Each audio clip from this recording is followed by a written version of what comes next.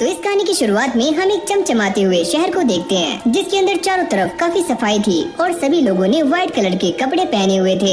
इस जगह को देखकर ऐसा लगता है कि यहाँ पर लोग गंदगी को बिल्कुल भी पसंद नहीं करते। यहीं पर हम एक आलीशान घर में एक छोटी सी बच्ची को देखते हैं, जिसकी डॉल फट जाती है और वो इसे लेकर काफी पैनिक हो रही होती है। पर ये लोग काफी अमीर हैं, तो ये इसे सिलने के बारे में नहीं सोचते, क्योंकि सिलने से डॉल और भी ज्यादा खराब हो जाती है। तो ये उसे कूड़े में फेंक देते हैं। लेकिन ये डॉल इतनी भी फटी हुई नहीं थी कि इसे दोबारा से इस्तेमाल ना किया जा सके।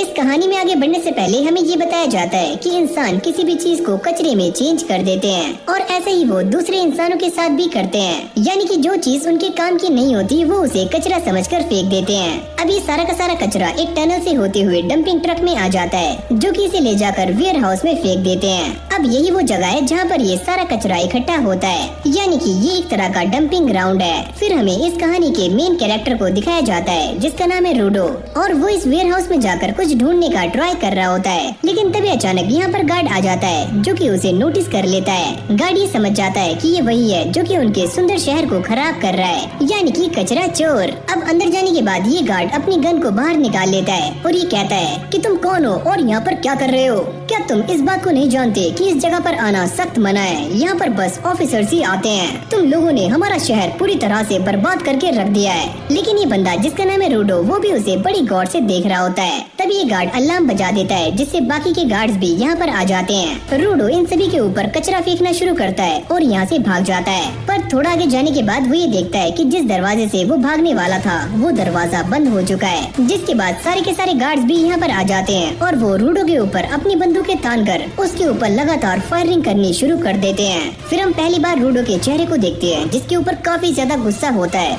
और उसकी आंखें एकदम लाल होती हैं। वो इन सभी की गोलियों को डॉच करते हुए काफी तेज भागता है। एक वर्कर ये कहता है कि ये बच्चा तो काफी तेज है, लेकिन अब भी ये सारे के सारे वर्कर्स उसके ऊपर गोलियों की बौछार कर रहे होते हैं और वो भी काफी तेज भाग रहा होता है। पर तभी अचानक हम ये देखते हैं कि एक गोली उसे छूकर निकल जाती है और ये बाल बाल बचता है। अगली सीन में हम ये देखते हैं कि ये लड़का यानी कि रूडो एक गटर से बाहर निकलता है और ये सारे के सारे वर्कर्स उसे देखकर काफी चौंक जाते हैं कि वो यहाँ से भाग गया।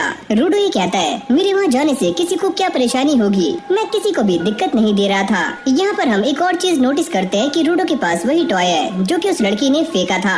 अब यहीं से हमारी कहानी चेंज हो जाती है, जहाँ पर हम एक काफी सुंदर सिटी को देखते हैं और दो औरतें यहाँ पर बातें कर रही होती है और एक इंसान अपनी नोटबुक में कुछ नोट कर रहा होता है। ये दोनों औरतें कल रात के ट्रैश इंसिडेंट के बारे में ही बातें कर रही होती है कि कल रात क्या क्या हुआ। जब ये आदमी यहाँ से जा रहा होता है, वो दोनों लेडीज ये कहती है, देखो जरा इसके कपड़े कितने गंदे हैं और ये यहाँ पर क्या कर रहा है, इसे तो अपनी जगह पर रहना चाहिए। जिसके बाद ये बंदा एक गेट को खोलकर दूसरी जगह पर पहुँच जाता है। जिसके बाद हमें दो जगहों को दिखाया जाता है, जिनके बीच में एक काफी बड़ी वॉल होती है, जो कि इन दोनों पार्ट्स को डिवाइड कर रही होती है। एक जगह काफी सुंदर है और दूसरी जगह वहीं पर काफी गंदी है, यानी कि एक स्लम की तरह। यहाँ पर रूडो बैठा हुआ अपने भंगार को साफ कर रहा होता है, जो कि वो ट्रैश रेड में उठाकर लाया था। तभी यहाँ पर एक लड़की आ जाती है, जो कि उसे रूडो कहकर बुलाती है, तुम फिर से कचरा लेने के लिए वहाँ पर चले गए। तुम ये बात जानते हो ना कि वो लोग काफी खतरनाक हैं। अगर उन्होंने तुम्हें पकड़ लिया तो वो तुम्हारा पिछवाड़ा भी लाल कर सकते हैं। जब तुम इन सारी बातों को जानते हो तो फिर भी तुम वहाँ पर क्यों जाते हो? क्योंकि वो सारे लोग उन चीजों को भी फेंक देते हैं जिनको हम इस्तेमाल कर सकते हैं। और इस कहानी में आगे बढ़ने से पहले हम ये जान लेते हैं कि रूडो जो ये काम करता है उसे कहा जाता है ट्रैश रेड, और वो इस कचरे को सही करके मार्केट में बेच देता है, जिससे उसे थोड़े बहुत पैसे बच जाते हैं। ये लड़की जिसका नाम है चीवा, वो ये कहती है, क्या तुम्हें कचरा इतना ही पसंद है? अरे नहीं, ऐसी कोई भी बात नहीं है। जब ये दोनों बातें कर रहे होते हैं, तभी अचानक यहाँ पर तीन लड़के आ जाते हैं। ये बंदा कहता है, अगर तुम भी इसके साथ घूमोगी तो तुम्हारे अंदर से भी बदबू आनी शुरू हो जाएगी। तभी दूसरा लड़का उसकी चीजों को लात मारकर फेंकना शुरू कर देता है। तुमने ये जो भी भंगार इकट्ठा किया है उसे कोई भी खरीदने वाला नहीं है, तो अच्छा होगा तुम इसे फेंक दो। जिसके बाद ये लोग ऐसे ही बहस कर रहे होते हैं और इनकी बातों से एक बात तो साफ हो जाती है कि इस एरिया में काफी सारे क्रिमिनल्स रहते हैं और इसीलिए इस एरिया को उस एरिया से अलग किया गया है। हम सारे यहाँ पर इसीलिए रह रहे हैं ताकि हम अपनी इमेज सुधार कर अपनी आगे की लाइफ को काफी अच्छे से जी पाएं। लेकिन ये लड़का और इसके डैड ने काफी गलतियाँ की हैं। अब ये सारे रूडो को काफी खरी खोटी सुना रहे होते हैं, जिसके बाद वो इन्हें काफी गुस्से से देखता है और इन सभी की फट जाती है। जिसके बाद ये सारे यहाँ से दुम दबाकर भाग जाते हैं। चीवा उसे दिलासा देते हुए ये कहती है कि तुम एक काफी अच्छे इंसान हो और तुम कोई गलत काम कर ही नहीं सकते। तभी उसकी नजर एक स्टफ टॉय पर जाती है और वो ये कहती है, क्या इसे तुमने सही किया, तुम तो काफी कमाल के हो। इन दोनों की बातों के बीच में उसकी मॉम भी यहाँ पर आ जाती है, जो कि चीवा को लेकर यहाँ से चली जाती है। अब रूडो अपने घर आ जाता है, जहाँ पर हम उसी आदमी को देखते हैं, जो कि रूडो से मस्ती करते हुए ये पूछता है, हाँ भाई क्या हाल चाल है तेरे? मैंने वो सुन लिया कि तुम उस टॉय को बेचना नहीं चाहते। रूडो उसकी बातों का कोई भी रिस्पॉन्स नहीं करता।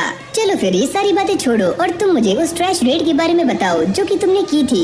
रूडो से कहता है, तुम मेरी चिंता मत करो, मैं आज तक पकड़ा नहीं गया हूँ। मैं ये बात जानता हूँ कि हम दोनों में ब्लड रिलेशंस नहीं है, लेकिन फिर भी हम दोनों फैमिली हैं और जब तक तुम बड़े नहीं हो जाते तो सारा कुछ मुझे संभालने दो। वैसे इस बंदे का नाम है रैक्टो और ये वही इंसान है जिसने रूडो को बचपन से पालकर इतना बड़ा किया है, यानी कि यही उसका माँ बाप है। रूडो भी इस बंदे की काफी रिस्पेक्ट करता है। वो ये कहता है कि तुम्हें चीवा के साथ भी ऐसे ही बिहेव करना चाहिए। हम दोनों चीवा की बातें नहीं कर रहे हैं, पर तभी रैक्टो इस बात को नोटिस कर लेता है कि रूडो के हाथ में चोट लगी हुई है और वो उसे कपड़े उतारने के लिए कहता है और साथ में उसके ग्लव्स भी, जो कि रूडो हमेशा पहन कर रखता है। पर उसके हाथों को देखकर ऐसा लगता है कि उनकी कंडीशन काफी खराब है। रैक्टो ये बताता है कि ये सारा कुछ तुम्हारे डैड की वजह से है और यहाँ पर एंशिएंट टाइम से ऐसा ही होता आ रहा है कि जो भी गलत काम करता है उन्हें पिट में फेंक दिया जाता है। और पिट यानी वही कचरे का ढेर जहाँ पर पुरानी चीजें फेंकी जाती है और साथ में लोगों को सजा देने के लिए भी वहाँ पर डाला जाता है। जब मैं छोटा था तब से मैंने यही देखा है कि मेरे हाथ ऐसे ही हैं और सारे लोग मुझे देखकर अजीब सा फेस बनाते हैं, जैसे मैं कोई एलियन हूँ। फिर हम दोबारा से उन्हीं ग्लव्स को देखते हैं जो कि रैक्टो ने ही रूडो को दिए होते हैं और इन ग्लव्स को पहनने के बाद उसका दर्द पहले के मुकाबले काफी कम हो जाता है। वैसे तुम चीवा के बारे में जो भी फील करते हो जल्दी से जाकर उसे बता दो, वरना तुम्हारी चिड़िया कोई और ले जाएगा। अबे ओए, तुम इतनी फालतू की बातें क्यों करते हो? मैं ऐसा कुछ भी नहीं करूँगा और हमारे बीच ऐसा कुछ भी नहीं है, समझे? अगली सीन में हम ये देखते हैं कि रैक्टो रूडो की प्रैक्टिस करवा रहा होता है ताकि वो अच्छे से स्माइल कर पाए। चीज लेकिन बाहर एक मास्क वाला बंदा इन दोनों पर नजर बनाए हुए है। अगली सुबह रूडो अपना स्टफ टॉय लेकर यहाँ से निकल जाता है और वो ये बताता है कि पिट एक ऐसी जगह है जहाँ पर सारा का सारा कचरा फेंका जाता है। अब रूडो एक काफी ऊंची जगह पर आ जाता है और वो ये कहता है कि ये वही जगह है जहाँ से मेरे फादर को फेंका गया था। तभी चीवा भी यहाँ पर आ जाती है। मुझे ऐसा लगता है कि आज किसी को इसके अंदर फेंका जाना है। हाँ, मुझे भी ऐसा ही लगता है। अरे चीवा, तुम यहाँ पर कब आई? यहाँ पर ये दोनों खड़े हुए पिट को देख रहे होते हैं। चीवा उससे कहती है कि तुम भी बार बार चोरी करते रहते हो और मैं ये नहीं चाहती कि तुम्हें भी इस पिट के अंदर फेंका जाए। हाँ, रैक्टो ने भी मुझसे यही बात कही थी। वो ये सारा कुछ इसीलिए करता है क्योंकि उसे भी तुम्हारी फिक्र है। क्या उसे भी? इससे तुम्हारा क्या मतलब है? जैसे ही वो इस टॉय को चीवा को देता है वो ये कहती है कि ये टॉय काफी क्यूट है और मैं इसे हमेशा अपने पास रखूंगी। ये सुनते ही रूडो की सिट्टी पिट्टी गुल हो जाती है और वो यहाँ से भाग जाता है, पर भागते हुए उसकी टक्कर एक ऑफिसर से हो जाती है, लेकिन ये उसे कुछ भी नहीं करता।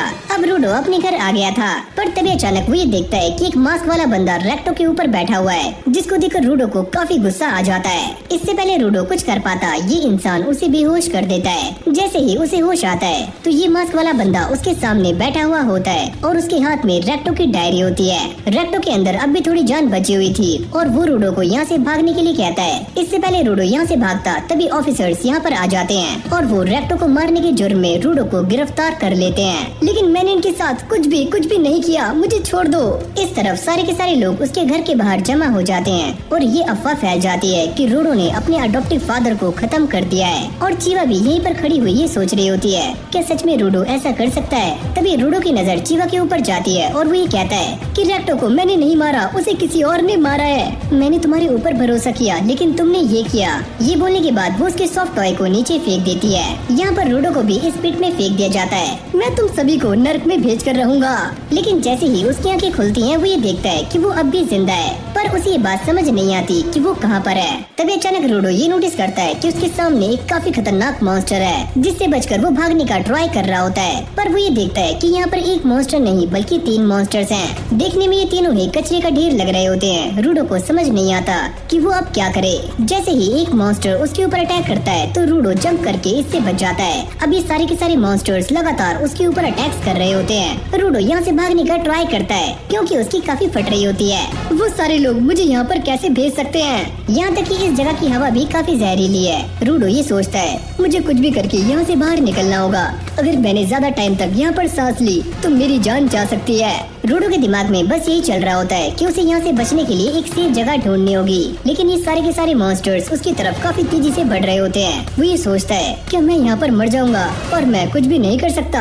अगले पल हम ये देखते हैं कि रूडो के हाथों में एक अजीब सी एनर्जी फ्लो करनी शुरू हो जाती है। एक लोहे के पाइप को उठाने के बाद रूडो ये कहता है कि मैं उन सभी को जान से मार दूंगा जिन्होंने मुझे इस पेट में भेजा है, लेकिन उससे पहले मुझे मॉन्स्टर्स को ठिकाने लगाना है और साथ में उस इंसान को भी जान से मारना है जिसने रेक्टो को जान से मारा है। जैसे ये मॉन्स्टर उसके ऊपर अटैक करता है तो रूडो इस लोहे के पाइप से उसका मुंह पिचका देता है। मुझे उस इंसान को कुछ भी करके ढूंढना है, लेकिन उससे पहले मुझे यहाँ पर सरवाइव करना होगा। यही पास में हम एक और बंदे को भी देखते हैं जो कि अपने बाइनोकुलर्स निकाल कर ये कहता है वहाँ ये सारा कुछ क्या हो रहा है। रूडो भी इस मॉन्स्टर के ऊपर दोबारा से अटैक करता है, लेकिन इस बार वो रूडो को काफी दूर फेंक देता है। इस जगह पर काफी गंदगी है, लेकिन उससे भी गंदे तुम हो। ये बोलने के बाद रूडो उसके ऊपर दोबारा से अटैक करता है, लेकिन वो मॉन्स्टर रूडो को काफी दूर फेंक कर मारता है। रूडो एक लोहे के पाइप को इसकी तरफ फेंक कर मारता है, पर तभी अचानक वो ये देखता है कि उसे सांस लेने में दोबारा से दिक्कतें हो रही हैं। अब ये दोनों मॉन्स्टर्स एक साथ रूडो के ऊपर अटैक कर देते हैं, लेकिन अगले पल हमें वही एनर्जी दिखाई जाती है जो कि हमने पहले भी देखी थी, और रूडो के हाथ में एक सॉर्ड जैसी चीज आ जाती है जिससे वो इन मॉन्स्टर्स को काट रहा होता है। जब ये सारे मॉन्स्टर्स मारे जाते हैं तो वो चैन की सांस लेता है, लेकिन उसकी हालत भी काफी गंदी हो चुकी थी। पर तभी अचानक वो ये देखता है कि उसके पीछे एक और मॉन्स्टर है, यानी कि उसकी दोबारा से लगने वाली है। यार मैं इससे लड़ना नहीं चाहता, यहाँ से भागो। ये बोलने के बाद रूडो यहाँ से भागना शुरू करता है, लेकिन ये मॉन्स्टर काफी बड़ा होता है और वो अपने हाथों को जमीन में पटकता है, जिससे सारा कचरा आसमान में उड़ना शुरू हो जाता है और साथ में रूडो भी। अब जैसे ही उसकी आंखें खुलती हैं, वो ये देखता है कि उसके सामने एक छतरी वाला बंदा खड़ा हुआ है। अब ये कौन है? और इसके मास्क पहनाने का स्टाइल थोड़ा सा कैजुअल होता है। ये मास्क पहनने के बाद रूडो ये महसूस करता है कि अब वो अच्छे से सांस ले पा रहा है। वो ये कहता है क्या तुम यहीं पर रहते हो? ये आदमी उससे कहता है कि तुम चुप हो जाओ, क्या तुम मुझे बता सकते हो कि ये जगह क्या है और ये मॉन्स्टर्स कौन थे? मैंने तुमसे कहा ना कि चुप रहो। रूडो उससे बात करने की कोशिश करता है और वो ये पूछता है क्या हम जमीन के अंदर हैं? हम जमीन के अंदर नहीं है। क्या? मुझे सुनाई नहीं दिया? अबे ओए, हम जमीन के अंदर नहीं है। रूडो उसे काफी गौर से देख रहा होता है। वो ये कहता है कि मैंने तुमसे पहले ही कहा था चुप हो जाओ। अब देखो इन सारे के सारे मॉन्स्टर्स ने हमें ट्रैक कर लिया है और ये सारे ट्रैश बीस्ट हैं जिन्हें आम वेपन से हराया नहीं जा सकता।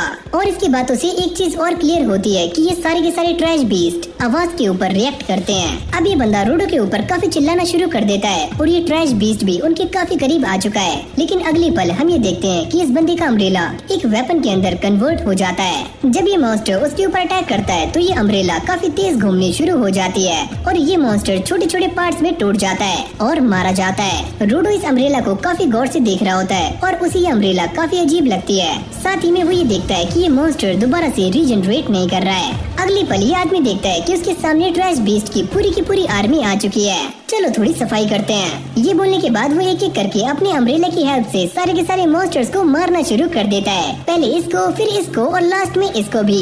रूडो ये सारा कुछ देखकर थोड़ा सा परेशान हो जाता है। वो ये सोचता है आखिरकार ये बंदा कौन है जिसके पास इतनी कमाल की पावर्स हैं? क्या इसके पास कोई टेक है जिससे ये इस पिट में सरवाइव कर रहा है? काश मेरे पास भी ऐसी ही पावर्स होती। लेकिन भाई अब भी ये ट्रैश मॉन्स्टर्स एक के बाद एक आते जा रहे होते हैं और इस बंदे के ऊपर एक चीज को फेंक कर मारते हैं, पर ये उसे काफी आराम से बच जाता है। जिसके बाद वो अपनी ट्रू पावर्स को रिवील करता है और एक ही झटके में इस बड़े मॉन्स्टर का काम 25 कर देता है। साथ ही में इसका अम्ब्रेला भी नॉर्मल हो जाता है। अब ये बंदा अपना मास्क उतार कर रूडो से कहता है तुम तो सच में बच गए।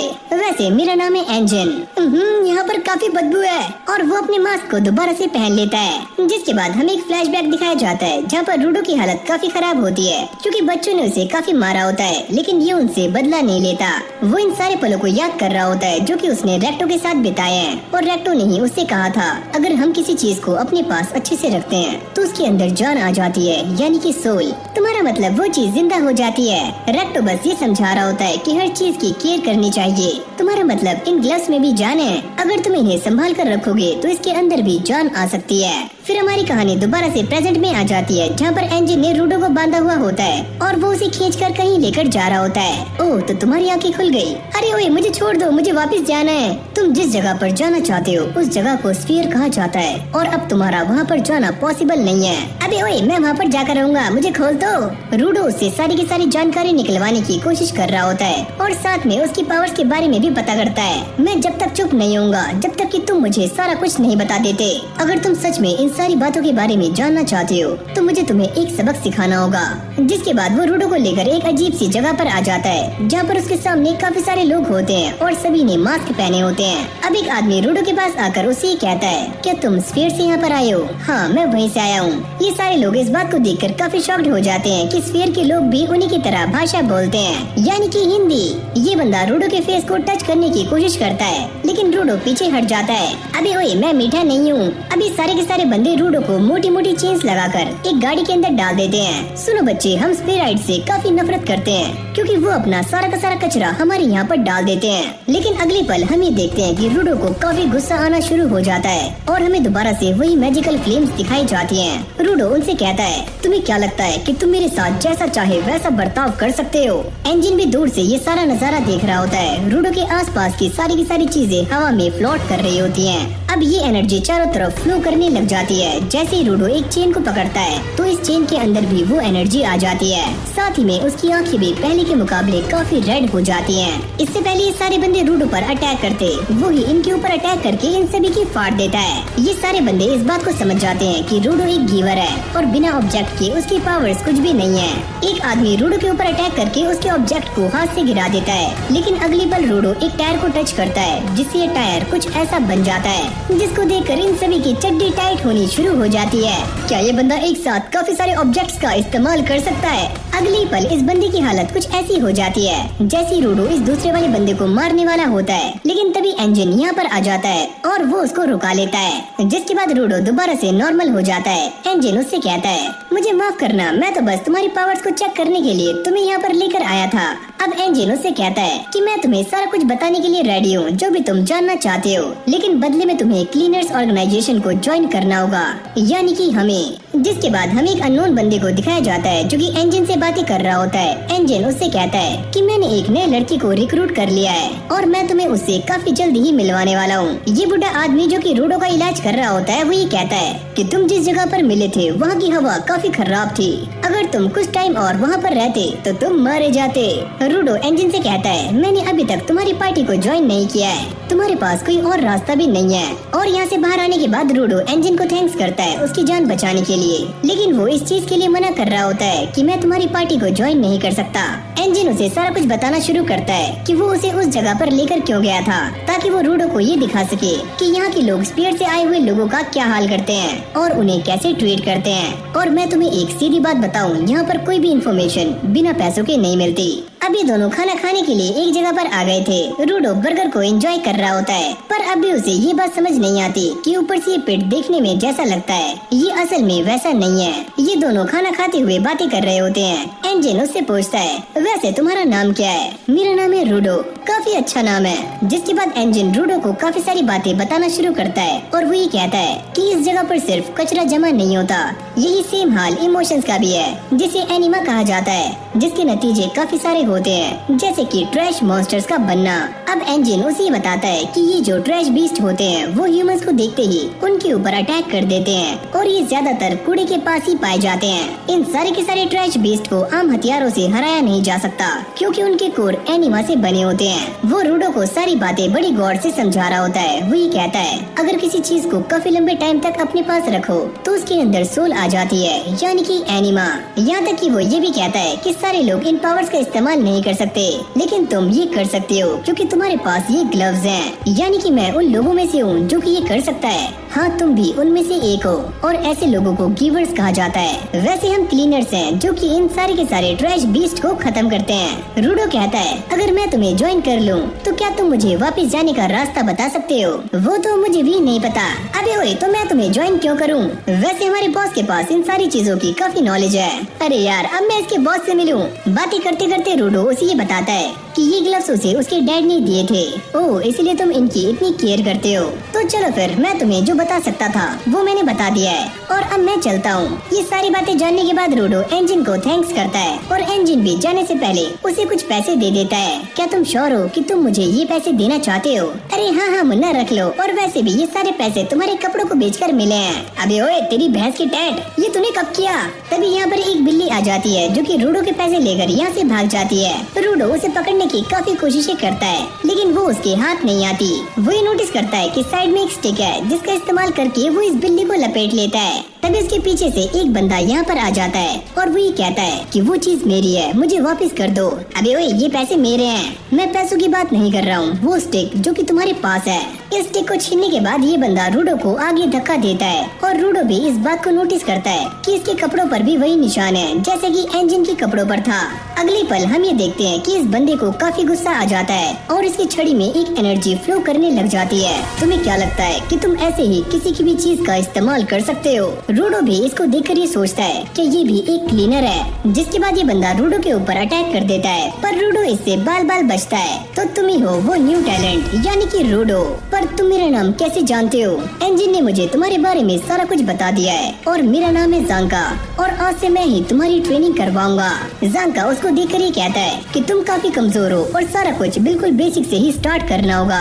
जांका बार बार रूडो और उसके डैड की बेइज्जती कर रहा होता है, जिसको सुनने के बाद रूडो को काफी गुस्सा आ जाता है। पर तभी उसे रेक्टो की बात याद आती है कि तुम्हें सारी चीजों को शांति से सुलझाना है। जिसके बाद रूडो नॉर्मल हो जाता है और वो ये सोचता है कि इस इंसान को ऐसा लग रहा है कि मैं इसकी स्टिक लेकर भागने वाला था, पर ऐसा कुछ भी नहीं है। अब रूडो उसे ये सारा कुछ समझाता है कि उसने ये जानबूझकर नहीं किया। जिसके बाद जांका भी नॉर्मल हो जाता है। मुझे माफ करना, तुमने ये स्टिक मुझे लौटा तो दी है, वैसे ये स्टिक मेरे लिए काफी इम्पोर्टेंट है, बस इसीलिए मुझे थोड़ा सा गुस्सा आ गया था। रूडो ये सोचता है मैंने लाइफ में पहली बार किसी सिचुएशन को इतने आराम से संभाला है, लगता है उस रेक्टो ने मुझे सही सलाह दी है। अब ये दोनों ऐसे ही गप्पे लड़ाने में लग जाते हैं। जांका उससे पूछता है वैसे तुम्हारा वाइटल इंस्ट्रूमेंट क्या है? मुझे ऐसा लगता है कि ये मेरे ग्लव्स। वो ये नोटिस करता है कि जांका उससे काफी पोलाइट तरीके से बात कर रहा है और वो ये सोचता है कि पहले वाले इंसान और इसमें काफी डिफरेंस है। जांका उससे बात करते हुए स्माइल कर रहा होता है और वो ये कहता है कि मेरा वाइटल इंस्ट्रूमेंट है ये छड़ी। तभी रूडो को रेक्टो की बात याद आती है कि एक स्माइल कितना डिफरेंस क्रिएट कर सकती है। जिसके बाद वो भी स्माइल करने का ट्राई करता है, पर इसकी स्माइल काफी भयानक होती है। अबे ओए, ये कैसी स्माइल है? क्या तुम मेरा मजाक बना रहे हो? पर ये तो मेरी लाइफ की सबसे बेस्ट स्माइल है। क्या ऐसे? लगता है मैंने अपनी बत्तीसी दिखाकर गलती कर दी है। फिर वो दोबारा से स्माइल करने का ट्राई करता है। जांगा को ये देखकर और भी गुस्सा आ जाता है। अबे ओए, मैं तुझे जान से मार दूंगा। तुम्हें देखकर ऐसा लगता है कि तुम्हारी लाइफ में कोई भी गोल नहीं है और न ही तुम सीरियस हो। तुम मेरे गोल के बारे में कुछ भी नहीं जानते और मैं अपने गोल को लेकर काफी सीरियस हूँ। अरे जाओ जाओ, तुम्हारे बस की कुछ भी नहीं है। और ये बोलने के बाद वो अपनी स्टिक में एनर्जी को फ्लो करना शुरू कर देता है। लेकिन जब वो रूडो की असली पावर्स को देखता है तो वो ये समझ जाता है कि रूडो क्या चीज है। तो एंजिन ने मुझे तुम्हारे बारे में जो भी बताया था वो सारा कुछ सच है, यानी कि तुम किसी भी चीज को एक वाइटल इंस्ट्रूमेंट के अंदर चेंज कर सकते हो। ये तो काफी कमाल की बात है और मैं ये बात काफी अच्छे से जानता हूँ कि ये एक नेचुरल टैलेंट है, तो तुम मुझे हरा नहीं सकते। जिसके बाद इन दोनों के बीच में फाइट स्टार्ट हो जाती है, जहाँ पर जांगा रूडो को काफी गंदे तरीके से मार रहा होता है और उसे नीचे पटक देता है। लेकिन तभी अचानक वो नोटिस करता है कि रूडो ने उसके चेहरे पर कुछ लगा दिया है और ये काफी गंदा है। जिसके बाद वो यहाँ से कल्टी मार लेता है। कुछ टाइम के बाद एंजिन भी यहाँ पर आ जाता है और वो रूडो को देखकर ये कहता है लगता है तुम दोनों में दोस्ती हो चुकी है। लेकिन भाई जांका को देखकर ऐसा नहीं लगता, क्योंकि उसकी हालत काफी गंदी होती है और रूडो बस उसे देख रहा होता है। एंजिन इन दोनों को गाड़ी में बैठाकर यहाँ से ले जाता है और वो ये कहता है तो चलो तुम्हारी मुलाकात हो चुकी है और जांका आज से तुम्हारा न्यू ट्रेनर है। यहाँ तक कि वो जांका के बारे में ये भी कहता है कि वो एक स्किल्ड गिवर है जो कि वाइटल इंस्ट्रूमेंट को काफी अच्छे से हैंडल कर सकता है। जांका सोचता है कि ऐसा बस इसे ही लगता है। तभी अचानक गाड़ी की बैक सीट से एक लड़की बाहर निकलती है जिसका नाम है रियो। वो ये कहती है ओ अच्छा, तो तुम हो रूडो, क्या तुम अपने बालों को कलर करते हो?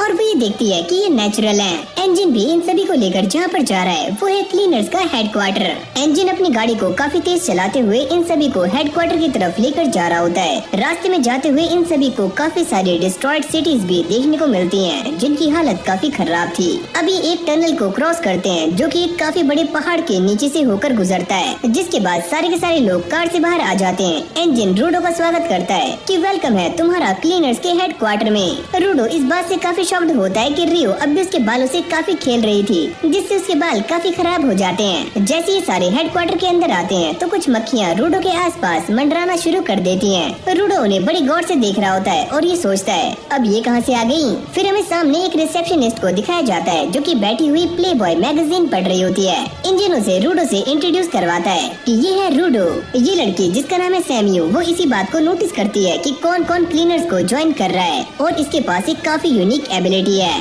तभी अचानक वो एक ही झटके में फोक निकालकर इन दोनों मक्खियों को जान से मार देती है। रूडो ये देखकर काफी काफी शॉक्ड हो जाता है कि ये तो सच में काफी तेज है। अब सैमियो उसका वेलकम कर रही होती है और ये कहती है कि मुझे इंजन ने तुम्हारे बारे में सारा कुछ बता दिया है कि तुम कौन हो और तुम्हारे पास क्या क्या है, I mean क्या क्या पावर्स हैं। पर वो रूडो को पर्सनली चेक करने के बारे में सोच रही होती है। इंजन ये बताता है कि इसके ग्लासेस ही इसके वाइटल इंस्ट्रूमेंट्स हैं, जिनका इस्तेमाल करने के बाद ये किसी भी इंसान को अच्छे से जांच सकती है और ये बता सकती है कि वो इंसान कितना पावरफुल है और उसके पास कौन कौन सी स्किल्स हैं। रूडो को चेक करने के बाद वो भी काफी शॉक्ड हो जाती है और अचानक से ही अपनी एबिलिटी को बंद कर देती है। इंजन उससे पूछता है तुम्हें क्या हुआ। वो ये कहती है कि ये बच्चा सच में काफी स्ट्रॉन्ग है और इसे प्रैक्टिस की जरूरत नहीं है, इसे बस ये सिखाना है कि ये अपने वाइटल इंस्ट्रूमेंट को कैसे इस्तेमाल कर सकता है और भी अच्छे तरीके से। ये सारी बातें होने के बाद इंजन उसे लेकर बॉस के पास जा रहा होता है और वो सैमियो को थैंक्स भी करता है, लेकिन वो इस बात को जानता है कि सैमियो उससे कुछ न कुछ छुपा रही है। जब ये दोनों बॉस के पास जा रहे होते हैं तो इंजन उसे बताता है कि हमारे यहाँ पर टोटल 100 क्लीनर्स हैं जो कि यहाँ पर अलग अलग कामों को संभालते हैं, लेकिन अभी काफी सारे मिशंस पर गए हुए हैं तो सारे यहाँ पर नहीं है। इंजन उसे कहता है कि चलो मैं तुम्हें किसी से मिलवाता हूँ, लेकिन जैसे वो डोर को ओपन करता है तो यहाँ पर काफी सारे क्लीनर्स होते हैं, जिनको देखकर वो दोबारा से दरवाजे को बंद कर देता है। फाइनली ये दोनों बॉस के रूम के सामने आ गए थे। इंजन उससे कहता है अबे ओए सुन छोटू, कोई भी कॉन्वर्सेशन ऐसे स्टार्ट मत करना कि मुझे दोबारा से स्पेयर में वापस जाना है, समझा। और हाँ एक बात और, अगर इन्फॉर्मेशन चाहिए तो बदले में कुछ न कुछ तो देना होगा। इंजन उसे इस बात के लिए भी मना करता है कि उसे बॉस के वाइटल इंस्ट्रूमेंट के बारे में जानना नहीं है, क्योंकि आज तक किसी को भी ये नहीं पता कि उनका वाइटल इंस्ट्रूमेंट क्या है और वो कैसे काम करता है। अंदर आने के बाद वो ये देखता है कि ये रूम एकदम खाली है और बॉस यहाँ पर नहीं है। तभी सैमियो उन्हें बताती है कि बॉस अभी मिशन के लिए गए हुए हैं और उन्हें वापस आने में थोड़े दिन लगने वाले हैं। और रूडो ये सुनने के बाद थोड़ा शॉक्ड हो जाता है। इंजन उससे कहता है कि ये बात काफी नॉर्मल है, हमारे बॉस मिशन पर जाते रहते हैं तो तुम्हें वेट करना होगा उनसे मिलने के लिए। तो चलो बच्चों वापस चलते हैं। पर तभी अचानक यहाँ पर रियो आ जाती है और वो रूडो से कहती है कि चलो मेरे साथ चलो, मैं तुम्हें अपना काम दिखाती हूँ। अबे कौन सा वाला काम। अब वो रूडो से काफी चिपक कर ये कहती है कि मैं तुम्हें ट्रेनिंग दे सकती हूँ, क्योंकि मैं तुम्हारे बारे में काफी कुछ जानना चाहती हूँ, तो चलो मेरे राजा मेरे साथ। ये सुनते ही रूडो के दिमाग के पेच ढीले हो जाते हैं और उसे समझ नहीं आता कि उसके साथ क्या हो रहा है। जिसके बाद ये सारे स्ट्रेटेजी रूम में आ जाते हैं, जहाँ पर सैमियो ये एक्सप्लेन करती है कि पास में एक टाउन है जिन्हें हमारी हेल्प की जरूरत है, क्योंकि वहाँ पर काफी सारे छोटे छोटे ट्रैश बीस्ट देखे गए हैं। रूडो भी इन पॉल्यूटेड जोन्स के बारे में जानने के लिए काफी क्यूरियस होता है। सैमियो उसे ये बताती है कि हमारे यहाँ की एरिया को कुछ पार्ट्स में डिवाइड किया गया है। कुछ ऐसे सेफ जोन्स हैं जहाँ पर इंसान आराम से रह सकते हैं, यानी कि वहाँ पर पॉल्यूशन काफी कम है। पर कुछ ऐसे इलाके भी हैं जहाँ पर ट्रैश बीस्ट जिंदा रहते हैं, और जिस जगह पर रूडो को फेंका गया था वो इलाका बिल्कुल भी सेफ नहीं है, जहाँ पर कोई भी इंसान नहीं रहते, वहाँ सिर्फ ट्रैश बीस्ट पाए जाते हैं। अब वो रूडो को एक मास्क देते हुए ये कहती है कि तुम्हें इसे हमेशा पहन कर रखना है जब भी तुम एक पॉल्यूटेड एरिया में जा रहे हो, वरना वहाँ की जहरीली गैसों से तुम 15 मिनट के अंदर ही मारे जा सकते हो। अगले सीन में ये सारे बाहर आ जाते हैं। रूडो ने भी इन सभी को ज्वाइन कर लिया होता है। रियो उससे कहती है कि तुम मेरे साथ रहना ताकि तुम काफी कुछ सीख पाओ। अरे यार ये लड़की कहाँ से पल्ले पड़ गई। अब ये सारे के सारे लोग इन्वेस्टिगेशन पर लग जाते हैं। रूडो भी अपना काम काफी अच्छे से कर रहा होता है। वो ये देखता है कि उसके चारों तरफ बस कूड़ा ही कूड़ा है, जो कि उसके लिए सोने की तरह है, क्योंकि वो यहाँ से काफी चीजों को इकट्ठा कर सकता है और उन्हें रिपेयर करके बेच भी सकता है। रियो के पास आने के बाद वो ये पूछता है कि ये सारे लोग कौन है। रियो उसे बताती है कि ये सारे लोग सपोर्टर्स हैं, जिनके पास कॉम्बैट की पावर्स नहीं होती, लेकिन ये काफी काम आते हैं। रूडो जैसे ही उससे हाथ मिलाता है तो ये बंदा रूडो का हाथ पकड़कर उसे कुचल देता है। अबे ओए ये तो क्या कर रहा है। रियो ये बताती है कि इस बंदे के हाथ में काफी ज्यादा स्ट्रेंथ है, जिसका इस्तेमाल करके ये ट्रैश बीस्ट को काफी आराम से मसल सकता है। रूडो ये सोचता है कि ये लड़की तो काफी खतरनाक है, अभी ये मुझे मरवा देती। एक सपोर्टर ये कहता है कि ट्रैश बीस्ट हमारी तरफ आ रहे हैं। रूडो ये सुनकर काफी शॉक्ड हो जाता है और वो ये सोचता है क्या मुझे पास से इन्हें देखना चाहिए। अगले पल यहाँ पर काफी सारे ट्रैश बीस्ट आने शुरू हो जाते हैं। रूडो की ये सारा कुछ देखकर काफी फट रही होती है और वो रियो से ये पूछता है कि हम इन्हें कैसे हरा सकते हैं, ये तो काफी सारे हैं। अरे मुन्ना तुम एकदम चुप हो जाओ, ये सारे काफी स्लो ट्रैश बीस्ट हैं, तो इन्हें हम काफी आराम से हरा सकते हैं, ऐसी चुटकियां बजाकर। जिसके बाद ये ट्रैश बीस्ट फेंस के ऊपर अटैक करना शुरू कर देते हैं, पर ये फेंस काफी मजबूत होता है। सेकंड वेव के आते ही ये बात भी क्लियर हो जाती है कि ये सारे फेंसेस टूटने वाले हैं। रूडो की ये सारा कुछ देखकर काफी फट रही होती है। वो ये कहता है कि ये सारे कभी भी अंदर आ सकते हैं, तो अब हम क्या करें। अरे हाँ मैं ये जानती हूँ कि ये पहले वालों से थोड़े स्ट्रॉन्ग है, पर ये तुम्हारे लिए एकदम परफेक्ट है, तुम इससे ट्रेनिंग कर सकते हो। रूडो की ये सुनकर फटनी शुरू हो जाती है। वो ये सोचता है कि ये लड़की क्या है, पक्का ये मुझे मरवाने वाली है। अगर तुम यहाँ ग्राउंड पे सरवाइव करना चाहते हो तो जल्दी से इन सभी को मारकर बेस लौटो।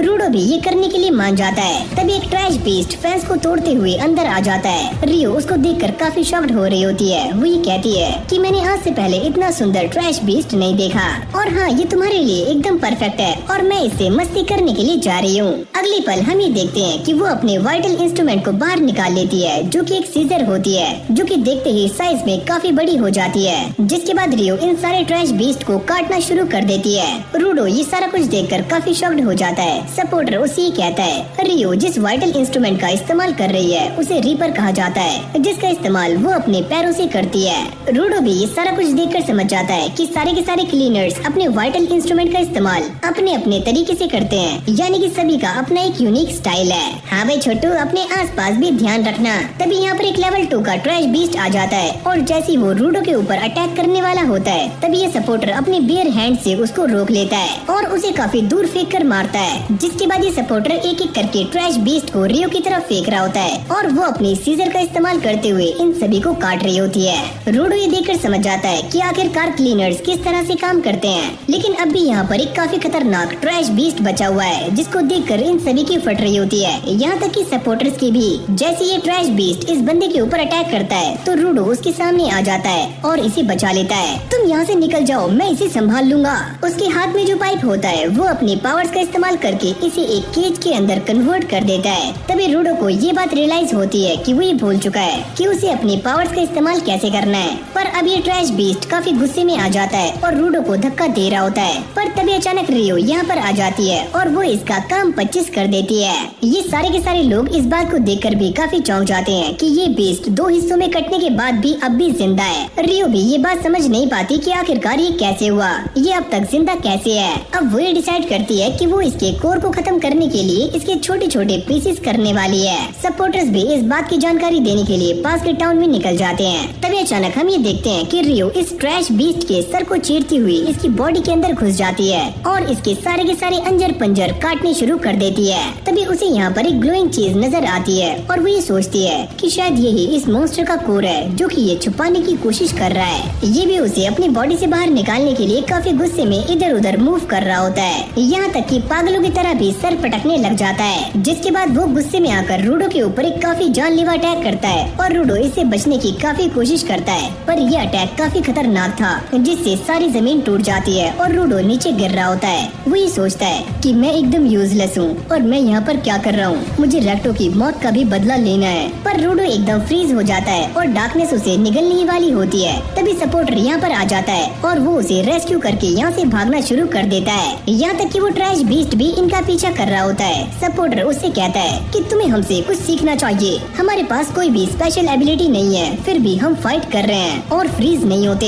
यहाँ पर रियो ने भी इस मॉन्स्टर के वीक स्पॉट को ढूंढ लिया होता है और वो अपनी सीजर का इस्तेमाल करते हुए इसके ऊपर एक जोरदार हिट करती है, जिससे कि ये सीजर इस मॉन्स्टर के आर पार हो जाती है और उसकी धज्जियां उड़ जाती हैं, यानी कि वो मारा जाता है। सपोर्टर भागकर उसके पास आता है और उससे ये पूछता है कि तुमने ये कैसे किया। वो ये कहती है कि मैंने उसे मारने के लिए इस कटर का इस्तेमाल किया, जो कि मैंने उसके कोर में घुसा दिया और वो मारा गया। सपोर्टर ये देखकर काफी शॉक्ड हो जाता है कि ये कटर भी एक वाइटल इंस्ट्रूमेंट है। अब यहीं से हमारा सीन चेंज हो जाता है, जहाँ पर एक बंदे की आँख खुलती है और वो ये कहता है कि मैं कहाँ पर हूँ। सामने हम एक और मिस्टीरियस बंदे को देखते हैं और वो ये कहता है तुम नींद में जिस बच्चे के बारे में बातें कर रहे थे, मुझे उसकी लोकेशन चाहिए जो कि स्फीयर से यहाँ पर आया है।